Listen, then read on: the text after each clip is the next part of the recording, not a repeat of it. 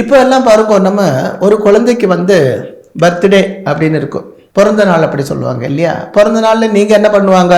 உங்க ஃப்ரெண்ட்ஸா எல்லாம் கூப்பிட்டுட்டு ஒரு கேக்கில் ஒரு மெழுகுபத்தி எல்லாம் வச்சுட்டு அந்த குழந்தைகிட்ட சொல்லுவாங்க, ஊதி அணைக்க சொல்லுவாங்க. எவ்வளவு மூடத்தரம் பாருங்க! ஏதோ ஒரு வெள்ளக்காரன் செய்து வச்சது நீங்களும் கண்டினியூ பண்ணிட்டே வர்றாங்க. பிறந்த நாளாக இன்னைக்கு பிறந்த நாள், ஒரு வயசு தகுஞ்சு போச்சு, இல்ல 5 வயசு தகுஞ்சாச்சு, அடுத்த 6வது வயசுல ஆரம்பிக்கிறது. அவனோட வாழ்க்கையிலே உள்ள ஒளியே ஊதி அணைக்கிறாங்க, தீபத்தை அணைக்கிறாங்க. இது நமது கலாச்சாரம் அல்ல, அது பண்ணாதீங்கோ. பிறந்த நாள் ஆகும்போது ஒரு ஒளியை ஏற்ற வேண்டும், தீபம் எரிய வேண்டும், அதுதானே வேணும். சற்று சிந்திச்சு பாருங்களேன், நம்ம செய்யப்பட்ட இது நல்லதா?